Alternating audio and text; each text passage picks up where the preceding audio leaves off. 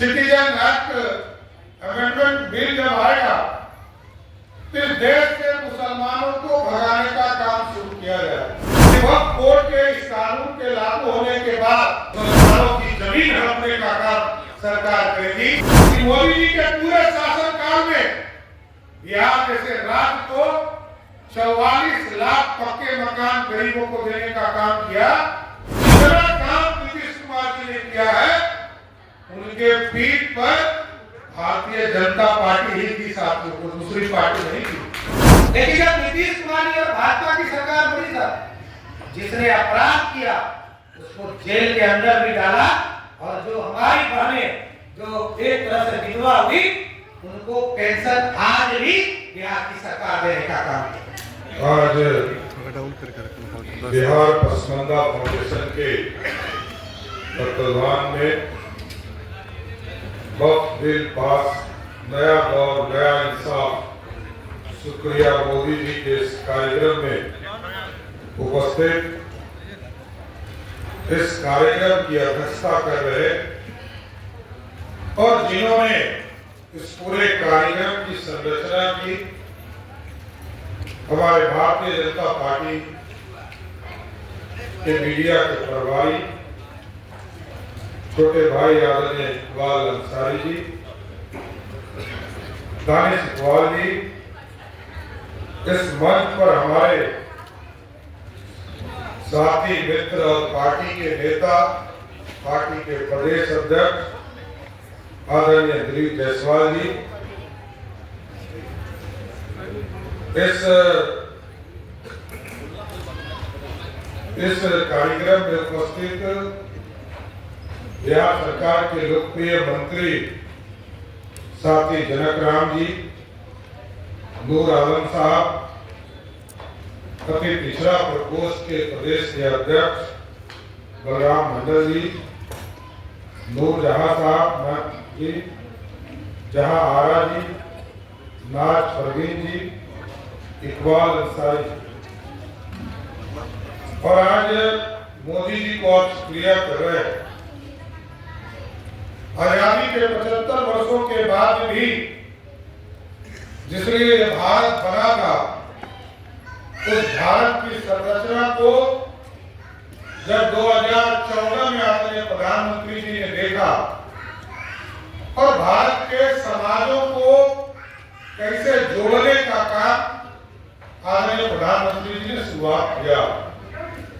याद कीजिए, लोग ये भ्रम फैलाते थे कि सीए का कानून आ जाएगा, सिटीजन एक्ट अमेंडमेंट बिल जब आएगा तो इस देश के मुसलमानों को भगाने का काम शुरू किया जाएगा। देखिए, जो लोग सिर्फ वोट बैंक समझते हैं, आप वही सिर्फ ये कर सकते हैं, क्योंकि मोदी जी ने कहा इसमें किसी भी मुसलमान या अल्पसंख्यक भाइयों का कोई सिटीजनशिप नहीं जाएगा, नागरिकता नहीं जाएगी। लोगों ने भ्रम फैला। और याद कीजिए, आजादी से भारतीय जनता पार्टी की पूरी टीम डॉक्टर श्यामा प्रसाद मुखर्जी ने अपने प्राणों की आहुति दी कि नहीं चलेगा कश्मीर में दो निशान और दो प्रधान। ये हमारी लड़ाई नहीं थी, ये भारत को एक करने की लड़ाई थी साथ। और हम विशेष तौर पर अवसर से भाइयों को कहना चाहते हैं, 1975 में जब इमरजेंसी लागू था, तब इस देश में कहा गया कि ये भारत सेकुलर देश है। और आपको जानकर आश्चर्य होगा कि पूरे देश में सेकुलरिज्म, पूरे देश में कानून लागू हो गया, लेकिन कश्मीर में लागू नहीं हुआ, क्योंकि वो अपने आप को भारत से अलग मानता है।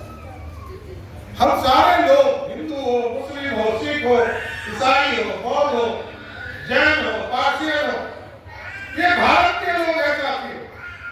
हमने अपने पूजा की पद्धति बदली है। कोई हिंदू समाज है, कोई मुस्लिम समाज है, कोई सिख समाज है, ये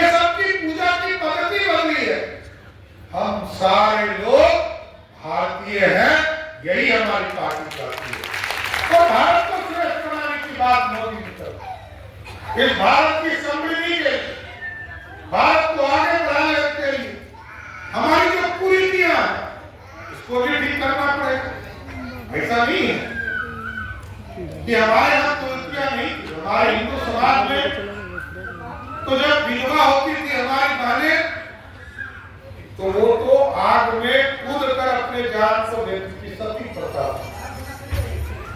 हमारे यहाँ भी बहुत विवाह का कंसेप्ट था, 2 शादी, 3 शादी, 4 शादी। हमारे यहाँ भी हिंदू मैरिज एक्ट बनाने का काम, कई कुरीतियां होती है, इसको सबको सुधारने का काम हम ही लोगों को करना। कुछ कानून से किए जाते हैं और कुछ लोग समाज के तौर पर करने का काम करते हैं। मेरा स्पष्ट तौर पर मानना है कि वक्त कोर्ट के इस कानून के लागू होने के बाद एकदम गलतफहमी को फैलाते हो, ये सरकार का कोई हस्तक्षेप नहीं रहता है। सरकार कोई हस्तक्षेप भी नहीं करने जा रही और ये तो गलतफहमी फैलाने का काम किया जा रहा है कि पाकिस्तान सरकार ले लेगी, मस्जिद सरकार ले लेगी। एकदम ये थोड़ी दलील है, कहीं ऐसा कुछ नहीं हो। और यहाँ तो बिहार के लोकप्रिय मुख्यमंत्री नीतीश कुमार जी ने अपने 20 साल के शासनकाल में, याद कीजिए सर, मैं लंबे समय से विधायक रहा, कुछ ऐसे असामाजिक तत्व थे जो मुसलमानों के कब्रिस्तानों को कब्जा करने का काम करते, कोई दूसरा नहीं था, और सब जगह झगड़ा लगाने का काम करते। लेकिन नीतीश कुमार जी को मैं विशेष धन्यवाद देना चाहता हूँ इस मंच के माध्यम से। मुस्लिम समाज के अति पिछड़े समाज को भी मुख्यधारा में लाने का काम किया और लगभग 8,000 कब्रिस्तानों की घेराबंदी करने का काम किया। लगभग 1200 कब्रिस्तान की घेराबंदी का काम चल रहा है। अल्पसंख्यक हॉस्टल खोले गए, अल्पसंख्यक छात्रों को वजीफा देने का काम किया गया। और आज भी अभी जनरल जवाहर जी आपको बोल रहे हैं, हम लोगों ने तो सभी वर्गों को, एक वर्ग नहीं, ऐसा नहीं है कि भारतीय जनता पार्टी या नीतीश कुमार जी किसी एक वर्ग के लिए काम कर। जितना काम नीतीश कुमार जी ने किया है उनके पीठ पर भारतीय जनता पार्टी ही थी साथियों, को दूसरी पार्टी नहीं थी। और आप देखिए आज सभी को छात्रवृत्ति हम लोगों ने दुगना करने का काम किया। उसमें हम लोगों ने कभी नहीं देखा कि मुसलमान वर्ग को नहीं देगा, दलित वर्ग को नहीं देगा, अति पिछड़े को नहीं देगा, सबको देना। सरकार का काम है सबके विकास की बात करें। और साथियों बिहार बदल रहा है। बिहार के चरित्र को बिहार के मुख्यमंत्री नीतीश कुमार जी ने पूरी तरह बदलने का काम, जिस बिहार को अराजकता के तौर पर जाना जाता था, आज आपको जानकर आश्चर्य होगा कि जिस बिहार में आजादी के पहले से लेकर 1990 तक मात्र 8 यूनिवर्सिटी थे और 1990 से लेकर 2005 तक मात्र 2 यूनिवर्सिटी बिहार में खुले।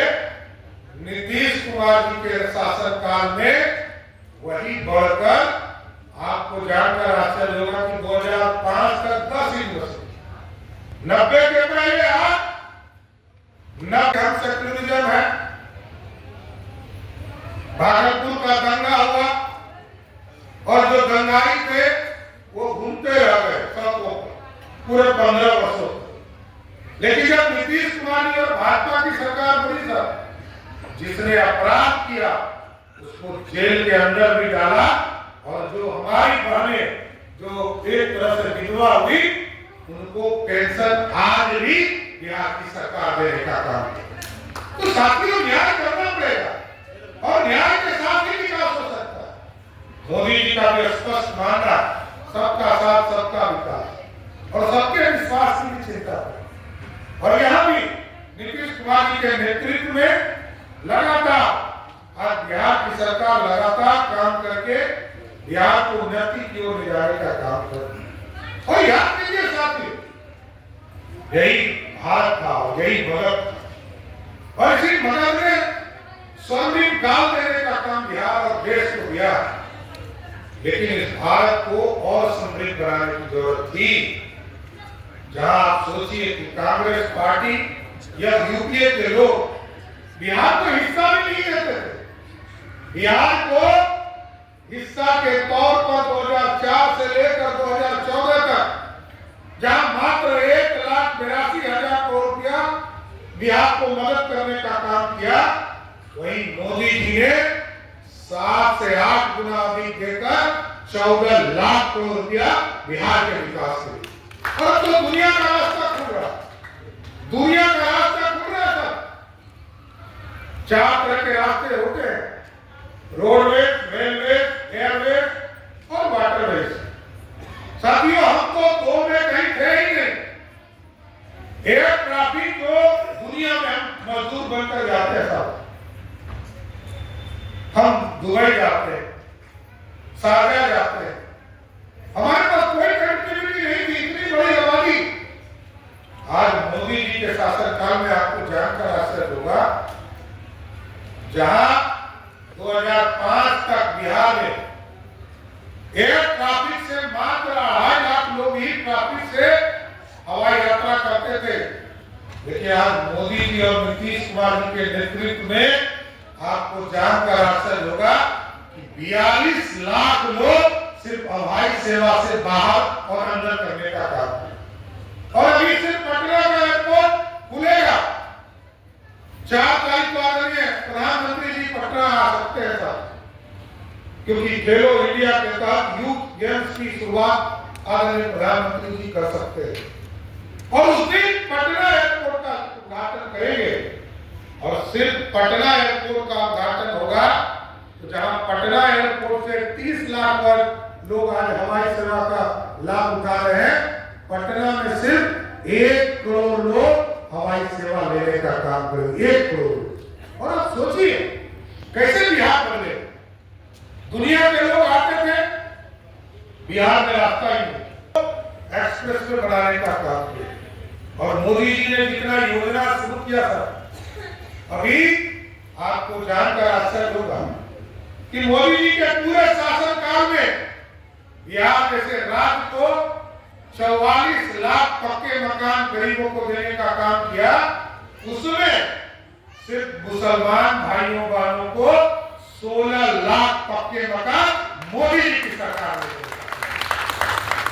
और कहा उजाला योजना के माध्यम से बिहार में लगभग 1 करोड़ 12 लाख परिवार को इस प्रदेश में उजाला योजना से गैस कनेक्शन देने का काम किया।